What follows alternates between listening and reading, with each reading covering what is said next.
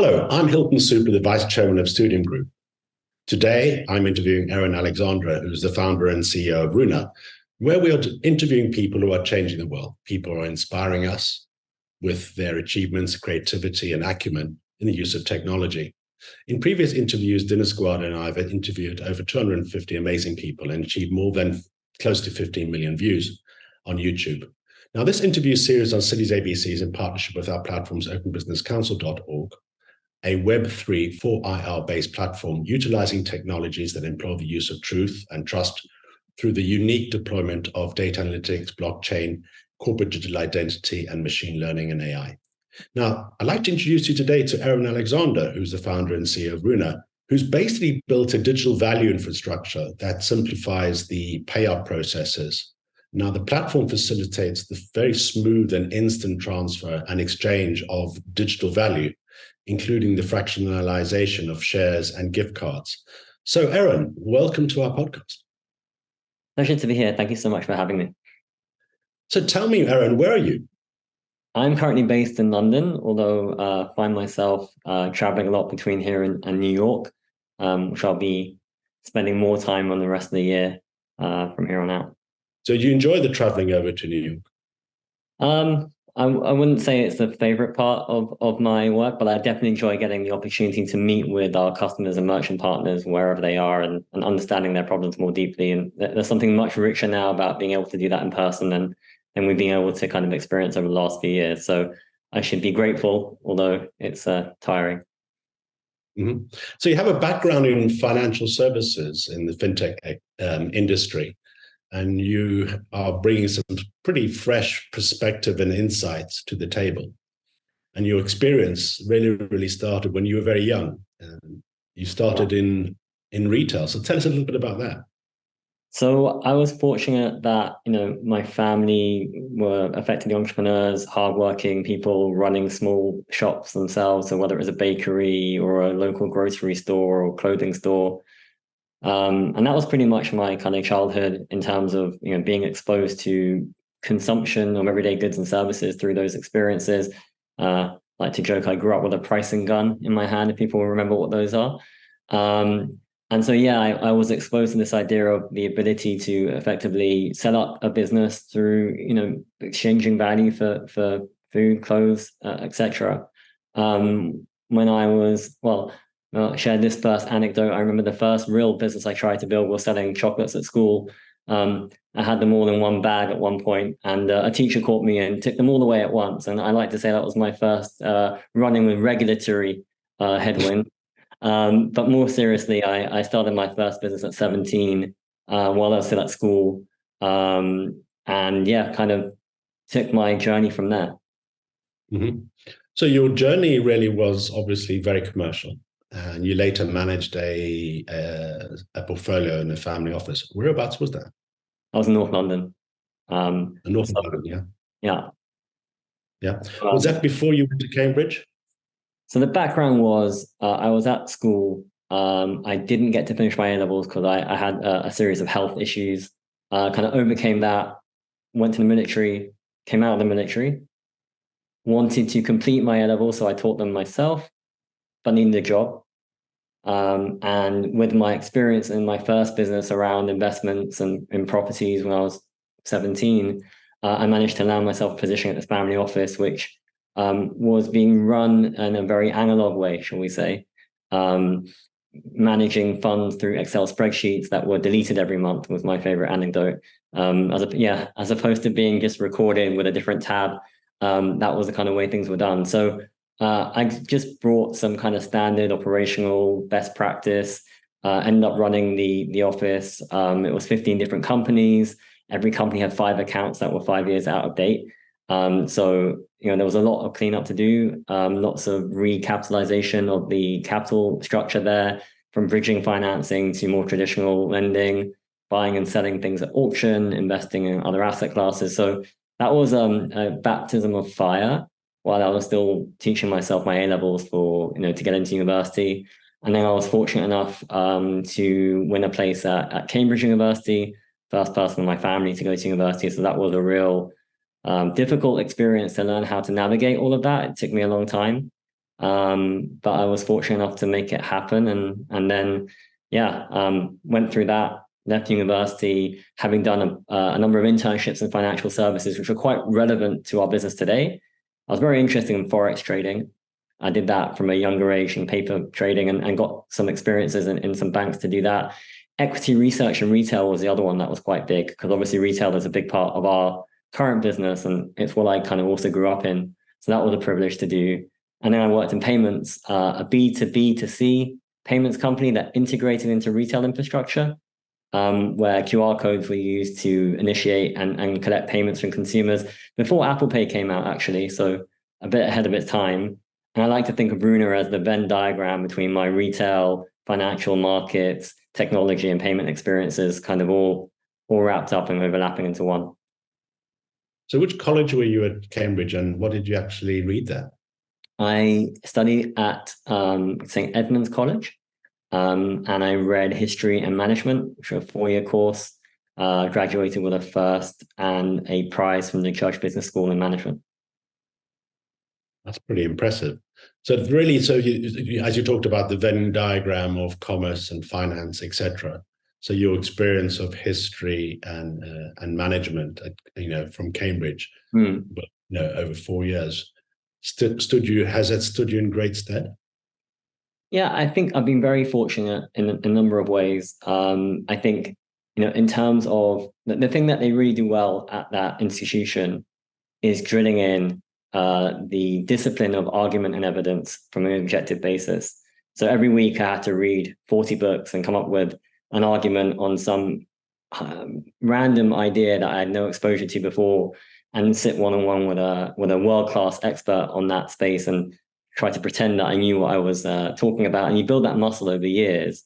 And it's been very helpful in terms of just general kind of business communication, business strategy. I think more holistically, looking at the idea of money through the prism of history and understanding that it's the real evolution of money over time. So the idea that money is a store of value and a medium of exchange, and seeing how that medium has transformed over the ages, and then understanding that that's just a journey of which we're in one point of time right now, was a very interesting prism to help me understand how to think about this business today. So there was a catalyst. There was an aha moment. Mm-hmm. It was a £5 paper voucher. So let's talk us through that.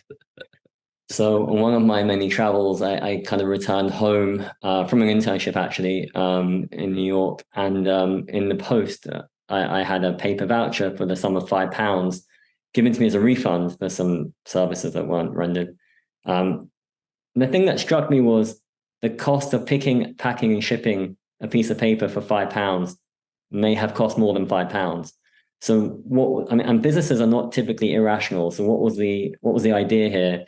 And kind of the personality I have is I like to dive deep into things. So being unable to help myself and not being someone who spends money much on myself, I kind of put that paper voucher on my home office wall and kind of looked into it over the years. And as I had these other experiences in payments and in financial services, they all kind of mapped back to this piece of paper, which fundamentally the realization was, here is a way of exchanging value that exists outside of the card and banking rails. The reason it can work is because the merchants on that piece of paper, which there were 30, had all accepted and agreed that this was a store of value that can be used as a medium of exchange. They were also willing to give really good economics for that piece of paper because they knew it would convert potentially new customers to their stores. And when you bring that together, you realize there's an opportunity here. If you could digitize that piece of paper and you could get enough merchants to agree to accept whatever you are issuing digitally, to have a mechanism to transfer value, which is borderless, frictionless, real-time, and potentially very data-rich, depending on how you integrate with those merchants, which provides some massive opportunities in terms of increasing economic activity, providing more access to goods and services. So that was I guess a kernel of an idea where a lot of my experiences mapped back to it. And I realized I understood retail systems through my payment experiences. I understood how retailers thought from an incentives perspective from my retail experiences early on. I understood the buy-sell dynamics of cross-border currency payments from the financial services experience. I understood payments. So Yes, it was a collection of different, I guess, life experiences that came together to build Runa. But on the basis of this, if you take your mind back to your days of reading history, you must have crossed forms of finance that existed through the ages, which were effectively promissory notes, like the Medici banks, all the various banks in Europe. How different is that promissory note today, which is the voucher, to what was used as a means of value exchange many hundred years ago? So I think the principle that you see in history is that what are the drivers that causes changes over time? And if you think about money in through that prism, you kind of look at the core facilitation that money kind of serves is the agreed medium of exchange for goods and services. And the thing that's only changed underneath that is the form factor. So you asked if the promissory note is the same as the gift voucher today or a $10 bill. They are all effectively performing the same function, but through a different form factor with different levels of sophistication. And I think the opportunity became, well, what's next? And if you think about, the emergence of cryptocurrencies, you think about, especially around then, the emergence of mobile wallets, Apple Pay coming out, you see that the friction that exists in typical money form factors, paper money, paper vouchers, physical formats, can really be taken away and solved through a digitization of those same formats, but using the internet as the rails to move the information. And then there's clearly a lot of complexity around the sides of how the actual fiat money moves. But the interface between a consumer and a business, that can be optimized to a large degree through digital means. And so I feel like to go back to your question, things haven't changed, but they've completely changed. Insofar as the underlying mechanism to exchange the value is completely different, but the transaction itself is just the agreement between two parties occurring. But going back to the sort of the nascent growth of vouchers versus promissory notes, could you explain a little bit to an audience? If a company issues a voucher, they have to account for that in their balance sheet. Do they have to set aside that value that they've promised to somebody within their accounts? So there are two different things going on here. To answer your question directly, yes. So typically, anyone that's issuing a store of value and pre-selling it effectively before they exchange the goods and services, typically needs to account for that as a future liability. They can use the working capital so long as it's ring-fenced, but that should definitely be taken into account if any institution is issuing some form of effectively credit to a consumer. I think the way to think about Runa is that we have built an infrastructure to move money around through a ledger-based solution. And that store of value on our ledger can be exchanged with merchants on our network for goods and services. The way it works is, or the kind of focus of that right now is, when you look at the payments landscape, there's still one massive area that is still underserved, which is businesses who need to send small amounts of money to consumers at scale. So these are typically less than $100. They are very low value, very high velocity for a refund, to pay a freelancer, maybe writing some content, to pay an influencer on an affiliate network, to reward an employee, to cash out loyalty points. There are over 30 use cases and $20 trillion every year of business to consumer flow of funds. And they are very difficult to facilitate on traditional card and banking networks because those networks are expensive to use at low value. And what we've done is we have allowed a business to effectively deposit fiat money with us, dollars or pounds or euros, into our bank account, and then to, let's say, $100,000, and then virtually send $100 to 1,000 people through our network. The recipient receives a digital balance, which they can then walk into any store and spend in store or spend online. Now, at the very last second, the whole point of money is it's an agreed medium of exchange. And so the way that we have created that agreement with our merchant partners is, at the moment, integrating with their stored value gift card systems. So at the very last second, just in time, when someone wants to buy their coffee or pay for their cab, we convert the dollars that we hold in our bank account virtually into a gift card, which the merchant will recognize because it's their own currency. It's their own value. It's something that they can understand is an accepted medium of payment. So for us, the gift cards are only the very last mile or very last second of the transaction. What we're really doing is moving digital value around in any format the consumer wants. It could be cash, it could be airtime, it could be subscriptions, and then being able to spend that value with a merchant. And the exchange mechanism at the very last second happens to be a gift card, which the merchant recognizes. And so that's the way the Runa network works, is a business can deposit money with us, transfer that money instantaneously globally to any consumer anywhere. And that money can then be spent with merchants on our network in 30 countries and 20 currencies. So when you started out, the company was WeGift. Mm-hmm. Is Runa now an evolution from where you started with WeGift? And just tell us about that, how you set up WeGift, obviously motivations there, the opportunities there. How did you put it all together? So just take some bit of a journey of how you put WeGift together, and we can get into Runa. Sure. They are one and the same thing insofar as the vision was always around, if we can digitize the exchange of value, we can make the ability to access goods and services much faster, easier, cheaper, and more global. The limitation to being able to do that, so you think about cryptocurrency, lots of crypto networks are able to store value. Lots of loyalty points are able to store value. There are many different ways of storing value. There are very few ways to exchange that value for goods and services. They typically have to run through central bank created cash, paper, coins, or card networks. So the whole idea was, if you can circumvent those networks by directly agreeing with the merchant that whatever you issue, they will accept, you have an opportunity to improve the payments network and or systems and increase the access to goods and services. The trouble is that if you knock on a retailer's door and say, hello, I would like to be the next MasterCard or Visa, you have a very big hurdle to clear. But if you say to a retailer, I would like to work with you and sell your gift cards, that is a lot easier. And that was our cheap, quick, trusted way of working with merchants to be able to prove that we had a business case for them to accept what we issued. So WeGift was a name that effectively allowed us to have those conversations pretty easily, but it wasn't future-proofed. And I think that was one of the mistakes and learnings of the branding. We didn't go through an agency or a massive exercise. It was a very scrappy, what do we need to do to get to the next stage? Let's prove it can work.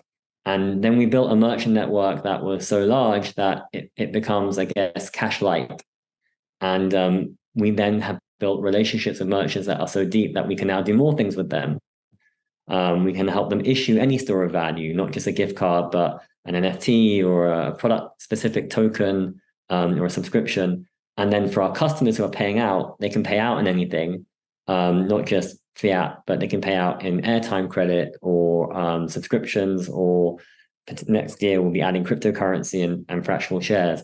And I guess trying to explain this idea that all digital value is interoperable with each other wasn't possible under the kind of container of WeGift. WeGift was very good for phase one. How do we build a merchant network to serve a core set of customers in the corporate incentive world? And I guess we were successful enough to have the right to go to phase two, which is expanding the same proposition of the exchange of digital value. But we were running into lots of headwinds with the name for years, and we made that decision quite a while ago to change it. I guess it took time given COVID and a few other things that got in the way, but we're here now. So obviously people are familiar with various digital rails. The digital rails that exist today is the Swift payment network, which banks use, international money transfer. You have SEPA in Europe. Then you have the alternative rails, which include MasterCard, Visa, Swift, PayPal, et cetera, et cetera. Mm-hmm. When you started, you obviously were building a completely separate payment network. So how did you start, and what did you build? So started by looking at those options. Yeah. PSD2 had just been released. Open banking was becoming an emerging option. looked at becoming an issuer of our own card. So spoke to issuing banks, found the limitation to be quite meaningful. So on the open banking side, it was clear that that would really be a European-centric opportunity. I mean, obviously, open banking has been very successful, and there are some amazing companies in that space. But the vision that we had was move money to anyone, anywhere, instantly. And it felt like building on banking infrastructure would ultimately lead to limitations in the long run. And then looking at the card networks, it was prohibitively expensive, especially in Europe, to set up your own card program. Again, felt like a lot of regulatory hurdles, a lot of product hurdles. We wouldn't have control over moving value. So having done all that research and having spoken as well to merchants about the gift card option, it felt like the long way around. It felt like the non-obvious way around, because gift cards, no one necessarily cares about those as a primary way of transferring value. But we always had a vision of, like, if you get enough merchants on the network, you fundamentally optimize what the other two rails are trying to do. What the banking rails and card network rails are trying to do is enable a merchant to accept something for goods and services. They do that through quite complex infrastructure, ecosystems, many different parties involved. And although it's hard, we felt like if we went to the merchants directly, we could cut out all of that inefficiency and all of those both operational, regulatory, and product hurdles. So the way it worked was an evaluation of the market, conversations with customers and merchants. And the next challenge became, how do you let merchants let you integrate? Even if you have this simpler way that's cheaper and faster, the retail space is very focused on sales trading by quarter. Retailers typically are more worried about what the weather might look like than what a new technology solution might offer, because of footfall reasons. And the landscape's changing quite quickly as well. So there's a lot of, I guess, options that one needs to consider as a retailer over the last 5 to 10 years. So it really became about building the business case for letting us integrate, which we needed to get customers on. So we had this chicken and egg problem. You want customers to use the network to pay out, and you need retailers to pay out with, otherwise the network's useless. You need retailers to join, but if no one's using the network, there's no incentive for them to join. And so we had a playbook to break that chicken and egg process, which we went through. It took a while, but once we did, we started to get volume, which attracted more merchants, which attracted more customers, which gave us more volume, which attracted more merchants. And that flywheel really allowed us to accelerate the growth of the business very quickly, year over year. So obviously the growth of the internet, you basically set up your own rails. And how did you secure those rails in terms of, first of all, you holding cash on behalf of your customer, and you obviously ring fencing that and segregating that. That's probably held with a primary bank or some sort of banking relationship, which you draw on that capital instantaneously, and you have to manage the cash flow. At what point did you either avoid being a payment service provider or some form of money transfer agent or whatever? And from a regulatory perspective, how did you navigate that? So again, looking a lot at the regulation in Europe and the US, the other advantage of our strategy is that fundamentally we're funding using corporate funds, so no consumer funds, and we're funding using a closed loop stored value gift card at the exchange point, or the point of the transaction. Both of those are treated very differently from the mainstream payment rails. And so we did impose upon ourselves stronger controls than otherwise was necessary based on the regulation. We ring fenced, we're audited, we have ways of reconciling with all our merchant partners in a transparent way. But fundamentally, the strategy, the path that we chose, meant that there were no real hurdles to overcome or costs to overcome from a regulatory perspective, because there are no consumer funds, and the actual asset type at the point of transaction is a closed stored value gift card. So obviously, you were very successful, and you worked with very influential companies like Rapid, Tango Card, Monzo, and Free Trade. Can you give us some sort of examples of how successful that was? Yeah, so our customers are typically companies that are solving for a specific payouts problem. So there are 30 or so payouts use cases, everything from loyalty payouts or points to HR rewards, marketing incentives, survey respond incentive, freelancer payouts, government state aid. I could go on. But for each of those, there's a vertical specific software solution that's trying to solve that problem. What we are is very similar to Twidio in many ways, where we are an API that those software products will plug in to their core experience, such that when a payout is required, they call our API and we send the money. So just like an app might send an SMS to verify a user, an app might also send some money to a user for referring a friend. Then they use our API to do that. And then our API is effectively connecting the end user to all those merchants where they can spend that. And so, the customers that we work with are some really great brands like Sweatcoin, where you earn coins for walking and you can cash them out into spend in store. We work with Hurtbox for employee rewards and recognition. Samsung, Apple, Mint Mobile have all been customers and use the product. So yeah, we've been very successful in helping companies that need to use financial incentives to build stronger relationships with consumers or employees or citizens by moving money to them for some kind of action or behavior or settlement required. Our rails are very useful for creating those relationships and sending the value. So basically, the rails that you've put together, and you're talking about store of value, and you start talking about transparency, security, and things like that. At what point did you start using technologies, I presume, like blockchain and tokenization in the process? So we started by building our own ledger. Now, the piece to unpack about the ledger is like a blockchain is effectively a public ledger. We built a private ledger.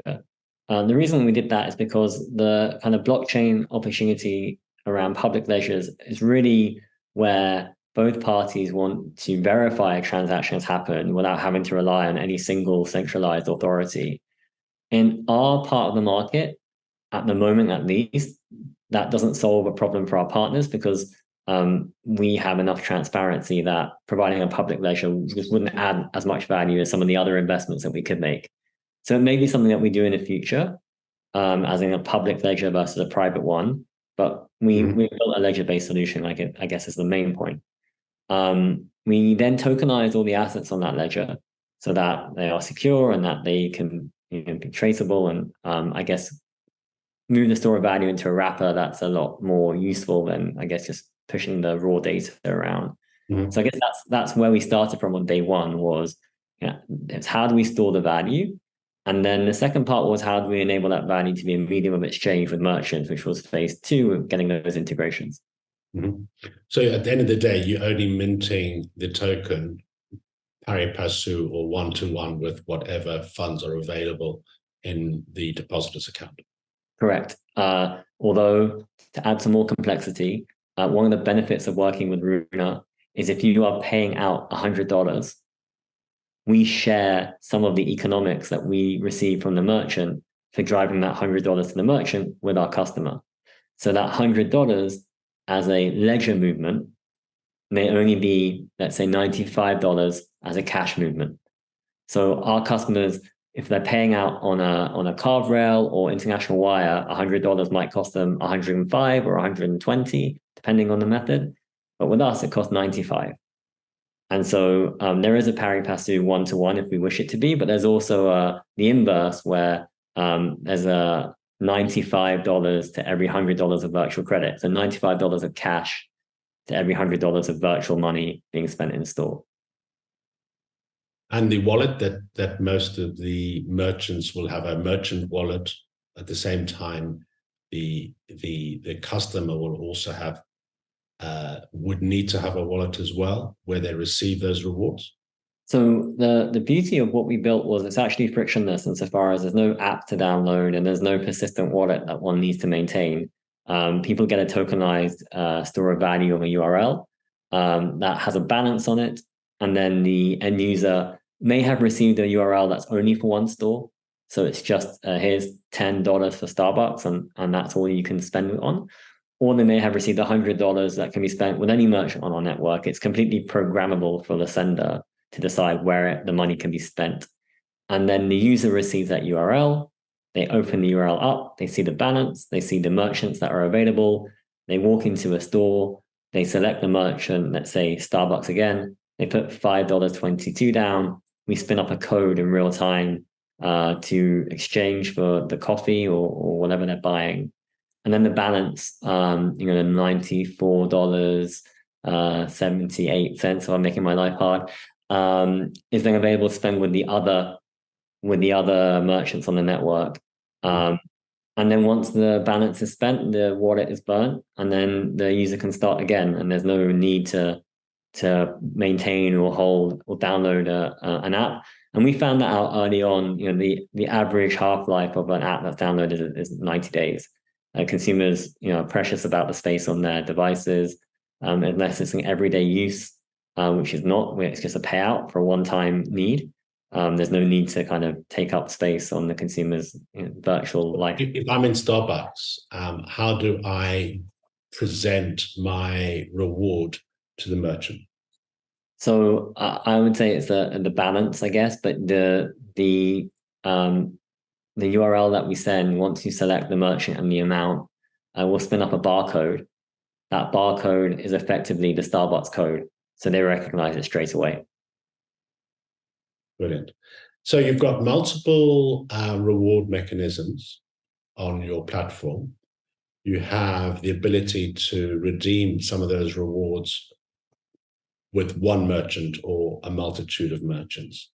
So you effectively are running what is known as effectively an exchange. How does that work? So as you described, customers are depositing money on one side.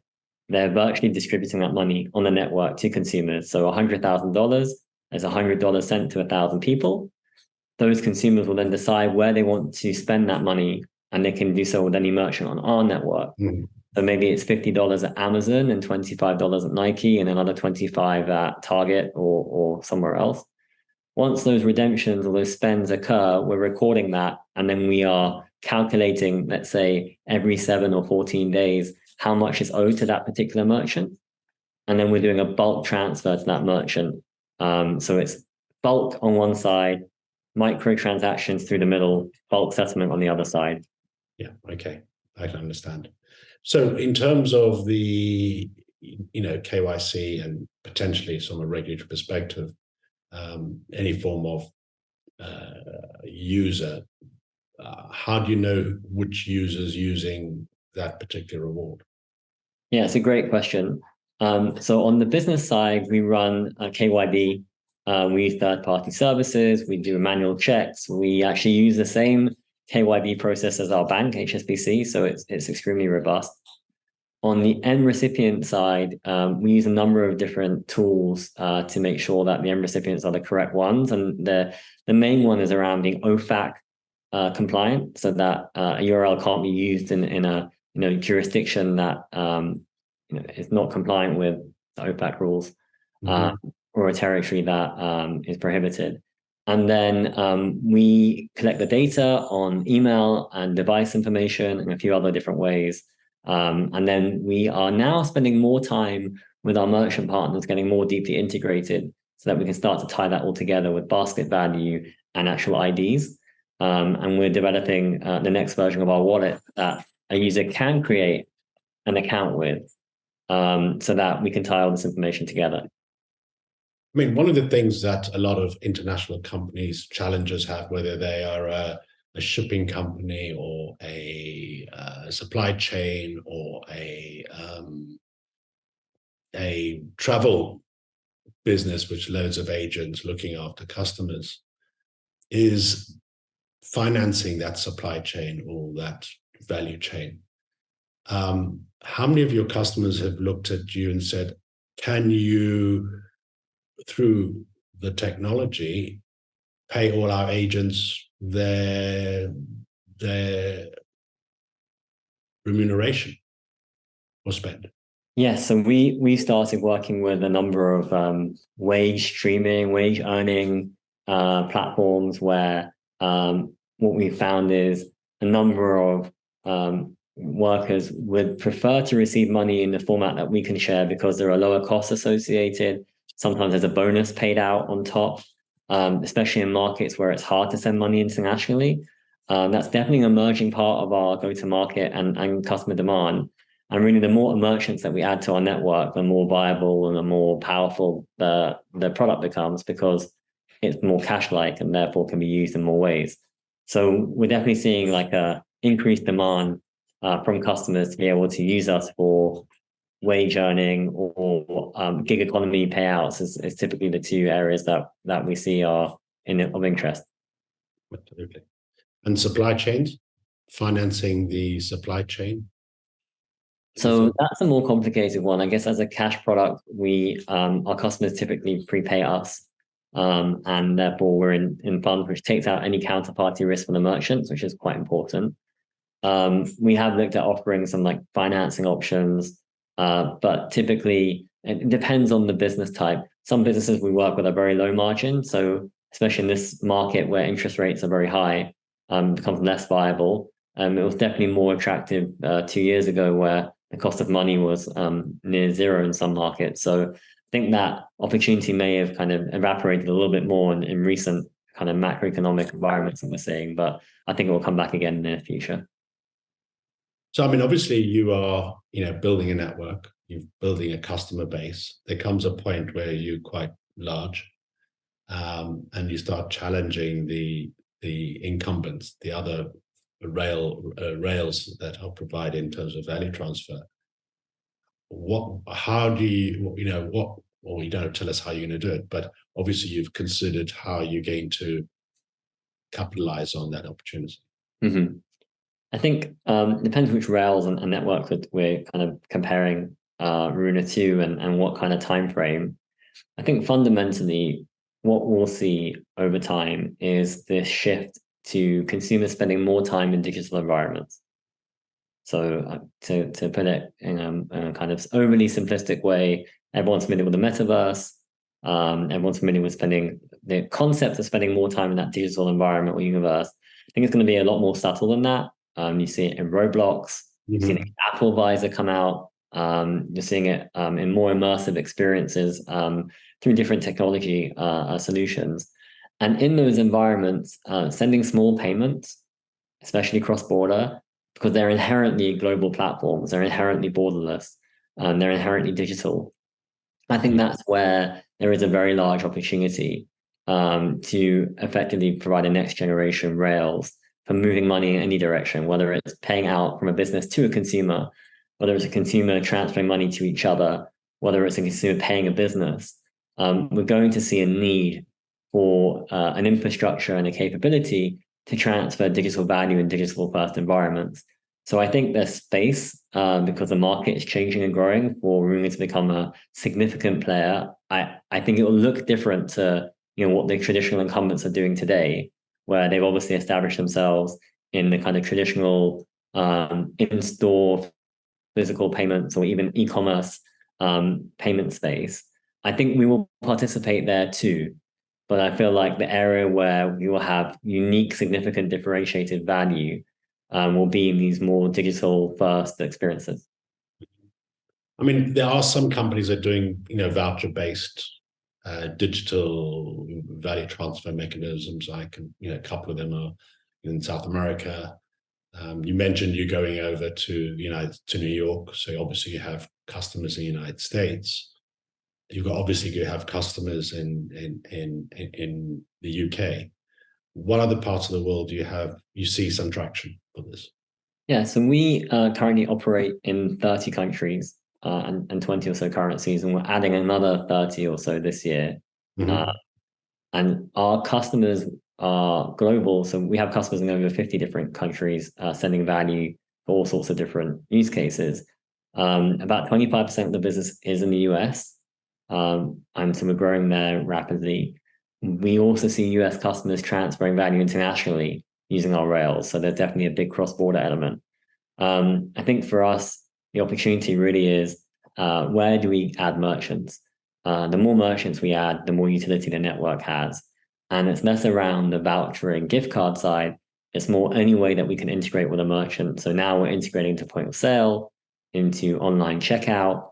And there are other times where we're looking at smaller merchants that don't even have a point of sale, potentially using a virtual gateway that we can provide them with. The idea is really, how do we ask, or how do we enable merchants to accept what we are issuing in exchange for goods and services, by whichever mechanism works for them. Yeah. And what about remittances? There's a large significant proportion of fund flow globally through remittances. Yeah. How does Runa look at that in terms of an opportunity? So if we're talking about peer-to-peer remittance, typically consumers, I think there's a massive opportunity there. I think for where Runa will participate is we are looking at getting more licenses so that we can participate in that market, because as I shared earlier, we are only managing corporate funds. And so when we start touching consumer funds, one has to be more prepared and careful about that. But we also have the ability to transfer value cross-border very easily and very cheaply. So I feel like the next step for us will be getting more regulatory capabilities and investing in our wallet function. Because right now we pay out in a wallet, as we described, but we'd like to be able to add the ability for a wallet-to-wallet transfer so that the consumer can send money if they wanted to. Right now, it's mainly a business sending money to a consumer. We have built capabilities for consumers to send money to each other through an older part of our business, so we know what that looks like. But bringing that online at scale in a regulatory compliant way, I think will be something that we look at next year, and will provide a very large opportunity to drive more value to our merchant partners. And if you think of Runa as a network, that network has many participants, particularly they're the customers of the merchant. What opportunities are there for Runa to upsell to that network other services of the Runa Group? The holy grail for any payment network is getting insight and data into what people are doing on that network. So one of the products that we have launched this year is Runa Issue, where we integrate directly with a merchant so that a merchant can not only issue any store of value, so if they'd like to issue a subscription product or a product-specific code at a higher margin and restrict the spend to certain items, they can do that. But that also allows us to get insights into what people are spending on through SKU level data. And I think once you can do that, you provide the other participants in the network richer insights into what's happening on the network, and then the ability to take action that is economically positive. So if you can see what people are spending on, where they are spending, what their backgrounds are, you can start to create actionable insights that all parties in the network can take advantage of. And our role in that is to facilitate the kind of collection and aggregation and surfacing of that information so that other participants can get value from it, which I think is definitely part of this next phase that we're in now. For the next phase, which would be your own digital app, which essentially, if you think about the majority of people actually use digital apps for communication, transfers of value, networking, et cetera, et cetera. Do you envisage a day where Runa could actually be all of those things? I think we need to be careful not to try to be all things to all people. I think that we should be providing infrastructure to enable other people to do what they do really well, depending on the use case they have. For merchants, it might be providing stored value infrastructure to send value or to accept any store of value, or to have their own wallet infrastructure that's white labeled through us. And the same for our customers. We are an enablement layer where they can drive value in any format, anywhere, instantly. And we are getting demand from those customers for our wallet capabilities to be enhanced as well. But we are the enablement layer versus potentially becoming a super app like a WeChat or what Twitter or X, as they're now called, are trying to achieve. We want to be the infrastructure. We want to be the rails that data and value moves across without necessarily owning the consumer. Will that one day become an app that consumers can download like PayPal or Coinbase? Potentially, but it will be through the lens of how do we enable our customers to expand their financial products and services with the people that they serve. Aron, this has been a very, very, very exciting 1 hour. I could go on for hours talking about this with you, but on honestly, thank you. It's been very educational. It's been very inspiring.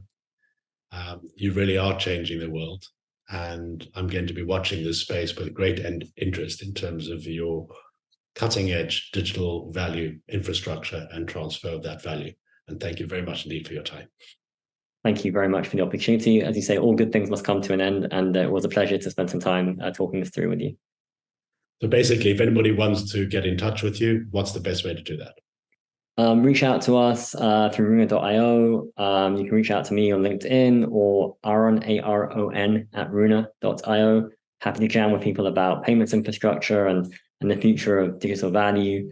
Our team are available to talk to merchant partners. If you want to join the network, or businesses who want to send value through the network, just come onto the website and we will take care of you. Aron Alexander, thank you very much indeed for being on our podcast. My pleasure. Thank you for viewing and engaging with today's podcast. If you're interested in knowing more about citiesabc.com with openbusinesscouncil.org, go to our platforms, as well as you can also find me on social media and direct message me, Hilton Supra, on Twitter, LinkedIn, and Instagram. And do go to the other interviews we have done on YouTube. And don't forget to like and comment. So thank you very much for your time and engaging with this interview today on Citiesabc.